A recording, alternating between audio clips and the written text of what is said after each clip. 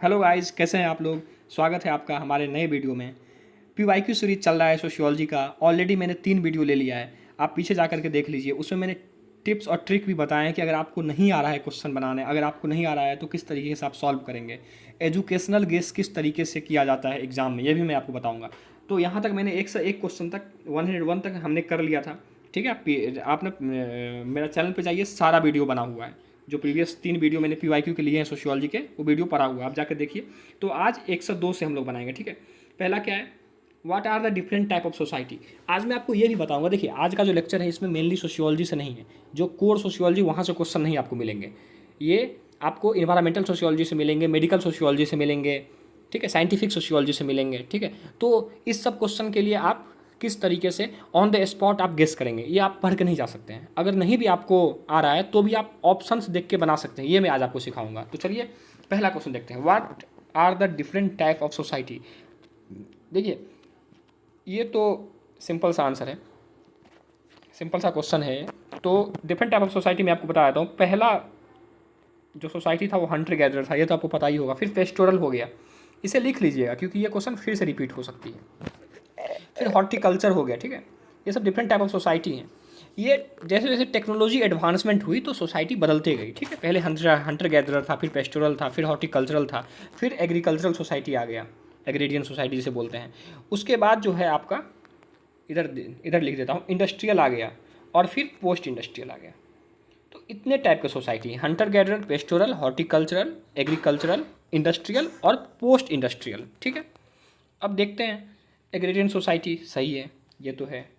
Industrial society मैंने बताया था भी है। मॉडर्न सोसाइटी नहीं है। Okay, hunting and gathering society बिल्कुल है। तो ए, बी और डी क्या होगा, ए, बी और डी 3 आंसर हो जाएगा, कोई दिक्कत नहीं होनी चाहिए इसमें। आइए अगला क्वेश्चन देखते हैं। The normative response to disease according to Talcott Parson is for an individual assume the sick role, what are the characteristic of sick role. देखिए, ये मेडिकल सोशियोलॉजी से, इतना आप समझ लीजिए। ये कोर सोशियोलॉजी से नहीं है आपका, ये मेडिकल सोशियोलॉजी से है।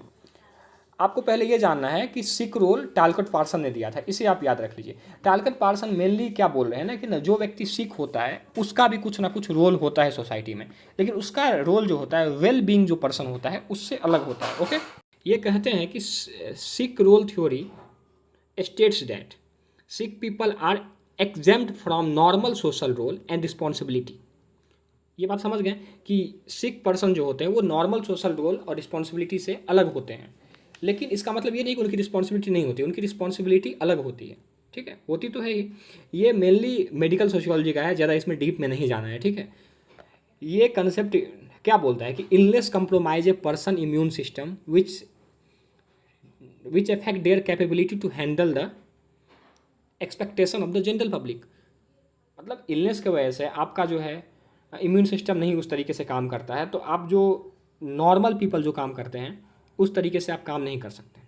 ठीक, समझ गए।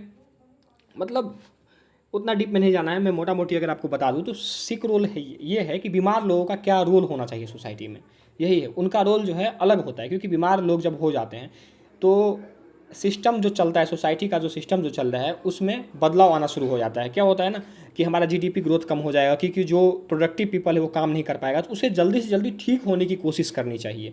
इसीलिए सरकार को मेडिकल फैसिलिटी अच्छा देना चाहिए, ये भी बताया गया है। पार्सन ने यह भी बोला है कि एक सिक पीपल को खुद से कोशिश करना चाहिए कि हम सही हो जाएं। ठीक है, ये सब चीज़ें होती हैं। अब देखते हैं, इलनेस सस्पेंड रूटीन रिस्पॉन्सिबिलिटी, ये तो सही होगा। देखिए, ऑप्शन देख के ये सही लग रहा है तो सही होगा, उतना डीप में कोई फर्क नहीं जाता है। आपको उस टाइम पे आंसर निकालना है भाई, हमें नंबर चाहिए बस। A person illness is not deliberate, ये भी सही होगा, इसमें भी कोई दिक्कत नहीं है। A sick person must want to get well soon, एक जो सिक पर्सन है उसे कोशिश करनी चाहिए कि वो सही हो जाए। A sick person must be care of himself, ये गलत है। आप देखिए कितना ये रफ कमेंट है, उसी टाइम आप इसको एलिमिनेट कर सकते हैं डी में। मैं जितना अच्छा ढंग से बता रहा हूँ कोई नहीं बताएगा ये बात को। सब बोलेगा कि यहाँ से पढ़ो वहाँ से पढ़ो, कोई ज़रूरत नहीं है। आप एग्ज़ाम के टाइम में भी इसे सॉल्व कर सकते हैं। मैं खुद जेएनयू टॉपर रहा हूँ सोशियोलॉजी में, बीएचयू टॉपर रहा हूँ। ठीक है, इतना मैंने डीप में कभी नहीं पढ़ा है, लेकिन फिर भी आराम से मैं मतलब आंसर निकाल लेता हूँ। और देखिए, a sick person must adhere doctor advice, ये भी होना चाहिए, जाहिर सी बात है एक सिक पीपल को डॉक्टर का एडवाइस लेना ही चाहिए। और पार्सन तो बोलते ही हैं कि अच्छा डॉक्टर होना चाहिए, अच्छा मेडिकल फैसिलिटी होना चाहिए, सिंपल सी चीज़ है। तो आप डी को हटाइए, डी कहाँ है, तीनों में डी है, 1 2 3, तो आंसर आपका 4 हो जाएगा। ठीक है, सिंपल सा निकला या नहीं, नहीं निकला आंसर बताइए। अब अगला क्वेश्चन कौन है, 103, आइए ये देखते हैं। Information communication technology revolution have contribute in the growth of post industrial society through, मैंने बताया था कि post industrial society most recent society है। ठीक है, अब ये देखिए इसके ऑप्शन को पढ़िए, इसमें क्या कहता है कि इंफॉर्मेशन और टेक्नोलॉजिकल रिवॉल्यूशन जो है किस तरीके से पोस्ट इंडस्ट्रियल सोसाइटी के ग्रोथ में हेल्प किया है, बस इतना आप सोचिए और ऑप्शन पढ़िए। Shifting the production of tangible product to commodify idea, एकदम सही है। Shifting from mechanical skill to digital skill, ये भी सही होगा। ये आप लोग समझ रहे हैं कि देखिए मैकेनिकल स्किल से डिजिटल स्किल में दुनिया बदल रहा है पोस्ट इंडस्ट्रियल वर्ल्ड में, इसमें क्या दिमाग लगाना है, सब कुछ मोबाइल से होता है, ऑनलाइन होता है, ये सही है ना। Minimisation of supervision of educated and creative force, ये भी सही होगा। Centralisation of work from factory, ये गलत हो जाएगा आपका। देखिए ये जो है ना सेंट्रलाइजेशन नहीं होगा बल्कि डिसेंट्रलाइजेशन हो जाएगा। ओके, देखिए ये डायरेक्ट सोशियोलॉजी से तो नहीं है लेकिन एक असेंबली लाइन थ्योरी है। ठीक है, असेंबली लाइन, ये थ्योरी को आप लोग पढ़िएगा, असेंबली लाइन थ्योरी है। इस थ्योरी में आप देखिएगा कि किस तरीके से असेंबली में काम होता है, यानी डिसेंट्रलाइजेशन में काम होता है। एक कार को बनाना होता है तो चक्का कोई उसका फिट कर रहा है, ठीक है, स्टीयरिंग कोई लगा रहा है, उसका बॉडी पार्ट कोई बना रहा है। ठीक है, तो ये पूरा का पूरा डिसेंट्रलाइजेशन है, ना कि सेंट्रलाइजेशन ऑफ प्रोडक्ट है। उसी तरीके से आप देखिएगा एप्पल का मोबाइल बनता है तो कितने देश में बनता है, कितने अलग प्रकार के लेबर फोर्स काम करते हैं। ठीक है, स्पेशलाइजेशन बढ़ गई है, तो सेंट्रलाइजेशन तो नहीं होगा। तो डी आपका जहाँ जहाँ उसे हटा दीजिए। ए बी सी, देखिए इतना आसान क्वेश्चन है, डी 4 में है, 3 में है, 1 में है, एक ही बचा आपका। अगर आपका कंसेप्ट क्लियर है ना तो 240 नंबर लाने से कोई नहीं रोक सकता है, इतना ईजी क्वेश्चन होता है। ठीक है, बस आप चैनल को सब्सक्राइब कर दीजिए, धीरे धीरे मैं सब कुछ बता दूंगा कि किस तरीके से निकालना है आपका JRF, आराम से निकलेगा। आइए 105वां क्वेश्चन देखते हैं। What change were brought by industrialization in society? Industrialisation जो है सोसाइटी में वो क्या चेंज लाता है? न्यू फॉर्म ऑफ एनर्जी, देखिए इंडस्ट्रियलाइजेशन से न्यू फॉर्म ऑफ एनर्जी आ रहा है क्या, इलेक्ट्रॉनिक। पहले किस तरीके से चल रहा था ट्रेन, आप देखिए क्या था एनर्जी का सिस्टम, कोल पे चलता था, अब किस चीज़ पे, इलेक्ट्रिक पे चलता है। तो एनर्जी में चेंज आ रहा है, जाहिर सी बात है। इस हिसाब से सोचेंगे, कॉमन सेंस है ये, इसको आप पढ़ के नहीं जा सकते, सब कुछ के लिए आप बुक खोल के नहीं बैठिए, एग्जाम के टाइम में भी बन जाएगा। ठीक, मैन्युफैक्चरिंग एंड मास प्रोडक्शन, एकदम मास प्रोडक्शन तो होगा ही होगा।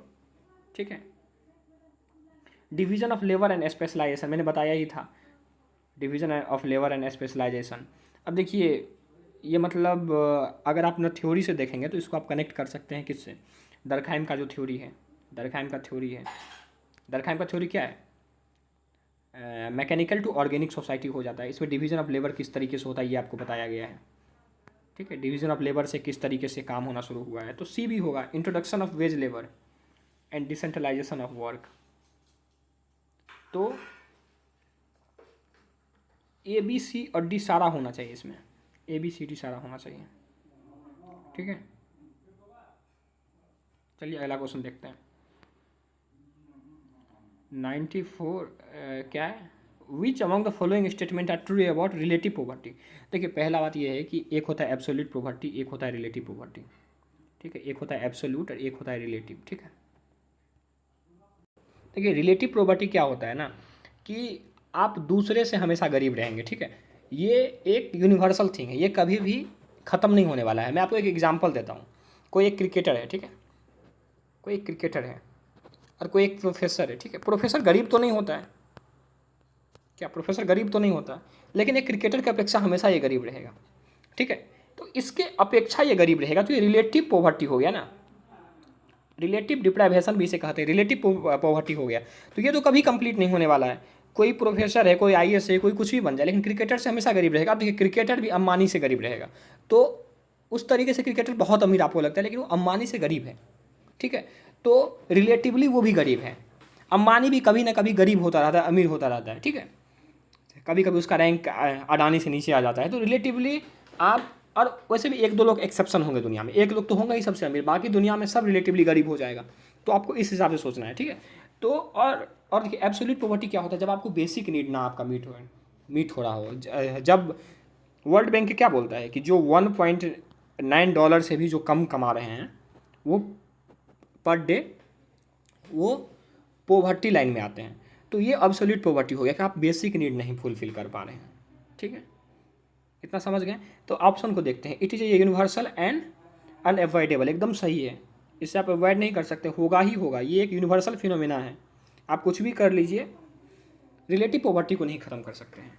It refer to the deprivation of some people in relation to those who have more. अभी मैंने बताया था आपको, क्रिकेटर और प्रोफेसर का एग्जाम्पल दिया।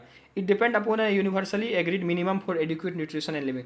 देखिए ये नहीं सही है, ये होगा एब्सोल्यूट वाला। ठीक है, वो जो है एब्सोल्यूट पॉवर्टी है, ना कि ये जो डिफिनीशन है।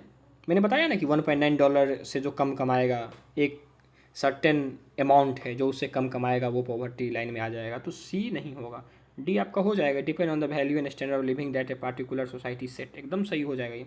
तो ए, बी और सी हो जाएगा आपका आंसर।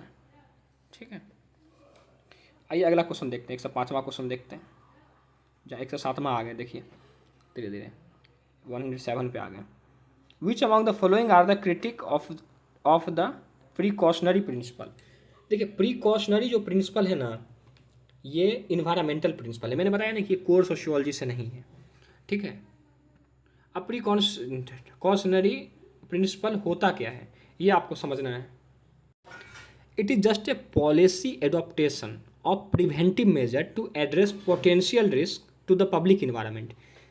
ये बोलता है कि lack of full scientific certainty shall not be used as a reason for postponing cost effective measure. ये क्या बोल रहा है कि अगर आपके पास lack of full scientific knowledge नहीं हो तो इसका मतलब ये नहीं है कि आप स्टेप ही ना लें, आपको रिस्क लेना होगा। अगर आपके पास पूरा नॉलेज नहीं भी है फिर भी आपको लग रहा है कि इन्वायरमेंट को बचाना है, जितना नॉलेज है उसी में, फिर भी आप पैसा खर्चा करिए और इन्वायरमेंट को बचाइए। मेनली यही कहता है ये थ्योरी। ठीक है, इससे ज़्यादा कुछ नहीं, ये कोर सोशियोलॉजी में नहीं आता है। ऑप्शन को पढ़ते हैं। It concentrate only on one side of risk the possibility of harm, ये सही है। It warns us against interfering with natural process as a matter of principle, ये गलत हो जाएगा। ठीक है, there is no hope of responding to climate change unless we are prepare to take bold decision, एकदम ये भी सही है। रिस्क टेकिंग इज एसेंशियल, ये मैंने बताया था, रिस्क टेकिंग एसेंशियल है। ठीक है, तो आपका क्या हो जाएगा आंसर, 3 हो जाएगा, ए, सी और डी हो जाएगा आंसर, 3 आपका आंसर हो जाएगा। आइए अगला क्वेश्चन देखते हैं। Social factor fostering technological development are. देखिए टेक्नोलॉजिकल डेवलपमेंट किस हिसाब से होगा ये बस बताता है, क्या ऐसा सोशल फैक्टर है जिससे कि टेक्नोलॉजिकल डेवलपमेंट होगा। ऑप्शन पर ये आंसर ना निकले तो आप बोलिएगा। कितना सिंपल है, देखिए सोशल मोबिलिटी से ही तो टेक्नोलॉजिकल डेवलपमेंट होगा। सोशल मोबिलिटी नहीं होगा तो स्टैग्नेंट हो जाएगा सोसाइटी, फिर डेवलपमेंट कैसे होगा। आप एजुकेशन लेंगे, सोशल मोबिलिटी ही तो है, इसी से फिर टेक्नोलॉजिकल डेवलपमेंट आएगा। Policy of rewarding the inventors, एकदम सही है। अगर आप इन्वेंटर को रिवार्ड करेंगे, ठीक है, जैसे मेक इन इंडिया प्रोजेक्ट आया, आईआईटी में अगर आप जाएंगे तो आपको सोसाइटी रिवार्ड करेगा, आपको वैल्यू देगा, सम्मान देगा, तो आप ज़्यादा डेवलपमेंट करने की कोशिश करेंगे सोसाइटी में, ये भी सही है। सोशल कंजर्वेटिविज्म, अब बताइए सोशल कंजर्वेटिव अगर सोसाइटी रहेगा तो डेवलपमेंट करेगा क्या, बिल्कुल नहीं होगा। ये एकदम पोलर अपोजिट है। सी को हटा दीजिए, सी कहाँ है, 3 में है, 4 में है। और स्पेशलाइजेशन, ए, बी और डी हो जाएगा आंसर आपका, एक आंसर होगा 1, ए, बी एंड डी, कुछ दिक्कत नहीं होनी चाहिए। मैं जितना अच्छे से समझा रहा हूँ समझ ही जाइए। Which among the following are true about technological revolution.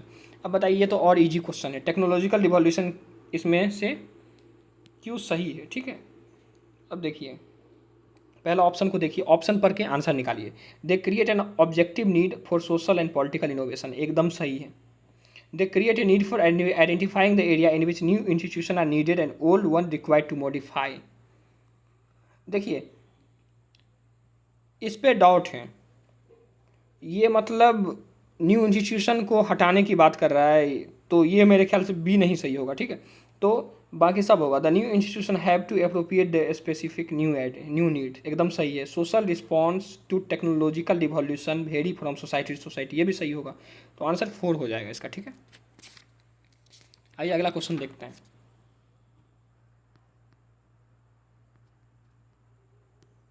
क्या अगला question, which of the following are the stage of information technology revolution. अब देखिए stage of information technological revolution क्या है,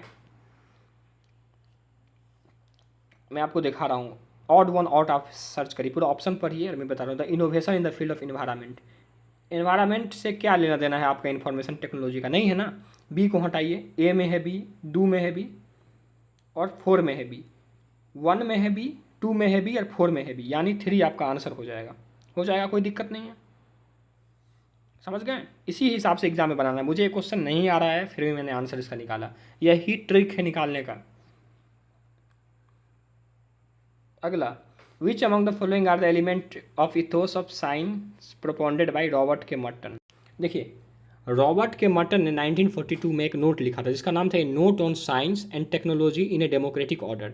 उसी में उन्होंने चर्चा किया है कि 4 आइडियलाइज नॉर्म होने चाहिए साइंस के, ठीक है। अब मैं आपको बता देता हूँ 4 नॉर्म क्या होना चाहिए। सबसे पहला यूनिवर्सलिज्म होना चाहिए, ठीक है, लिखते रहिए। फिर कम्युनलिटी होना चाहिए, जिसको कम्युनिज्म भी बोलते हैं। देखिए इसको इन्होंने कम्युनिज्म ही बोला था, लेकिन बाद में इसका नाम चेंज होकर कम्युनलिटी हो गया, ठीक है। क्योंकि कम्युनिज्म से आपको अलग थ्योरी याद आ रहा है, इसीलिए कंट्रोवर्सी से बचने के लिए इसका नाम चेंज कर दिया गया। इंटरेस्टनेस होगा तीसरा, ठीक है। और चौथा होगा ऑर्गेनाइज स्केप्टिज्म। अब देखिए इसका मतलब क्या है कि साइंस को बेहतर बनाने के लिए पहला तो ऑब्जेक्टिव होना चाहिए। यूनिवर्सलिज्म का मतलब ऑब्जेक्टिव, जिससे कि साइंस ऑब्जेक्टिव हो। ऑब्जेक्टिव तो साइंस को होना ही चाहिए। अगर साइंस ऑब्जेक्टिव नहीं होगा तो आज कुछ उसका मान निकलेगा, कल कुछ निकलेगा। आर्ट्स ऑब्जेक्टिव नहीं होगा चलेगा, आर्ट्स सब्जेक्टिव हो सकता है, लेकिन science should always be objective. उसके बाद कम्युनलिटी, ठीक है, इससे क्या हो, कॉमन हो, साइंस सबके लिए कॉमन हो, सिमिलर हो, ठीक है। तीसरा देखिए, तीसरा जो है इंटरेस्टेडनेस। इसका मतलब क्या होता है कि आप बायस फ्री रहिए, किसी चीज़ में इंटरेस्ट फ्री रहिए। डिसइंटरेस्ट, बायसनेस नहीं होनी चाहिए साइंस में। अगर साइंस में बायसनेस आ गई तो आपकी साइंस की थ्योरी गलत हो जाएगी, ठीक है। चौथा है ऑर्गेनाइज स्केप्टिज्म। इसका मतलब क्या होता है कि आपको साइंस को हमेशा संदेह की निगाह से देखना है। अगर आप संदेह की निगाह से देखेंगे क्या ये थ्योरी सही है या नहीं है, तो फिर से आप उसे लेबोरेटरी में चेक करेंगे। लेबोरेटरी में चेक करेंगे तो नया थ्योरी निकल के आएगा और आप सत्य के करीब पहुंचते जाएंगे, ट्रुथ के और करीब पहुंचते जाएंगे। तो ये 4 चीज़ें हैं, मैंने इतने अच्छे से बताया है, सबको लिख लीजिए। अब देखिए ह्यूमनिज्म था क्या, अब मैंने जो बताया था नहीं था ना, ए होगा, बी होगा, डी होगा, ई होगा, ए होगा, बी होगा, डी होगा, ई होगा। देखिए क्या ऑप्शन में नहीं है क्या, एकदम होना चाहिए। नहीं बी नहीं होगा, सॉरी, ए होगा, सी होगा, डी होगा। देखिए 4 आपका ऑप्शन है। आज के लिए इतना ही रहने दीजिए, बड़ा वीडियो हो जाएगा। और आप लोग बताइए कैसा लग रहा है मैं जो पढ़ा रहा हूँ, ठीक है। और चैनल को सब्सक्राइब कर लीजिए, उसी से मुझे मोटिवेशन मिलेगा कि मैं और अच्छे तरीके से आपके लिए वीडियो बनाऊँ और ज़्यादा क्वेश्चन को मैं डिस्कस करूँ। Thank you for watching this video.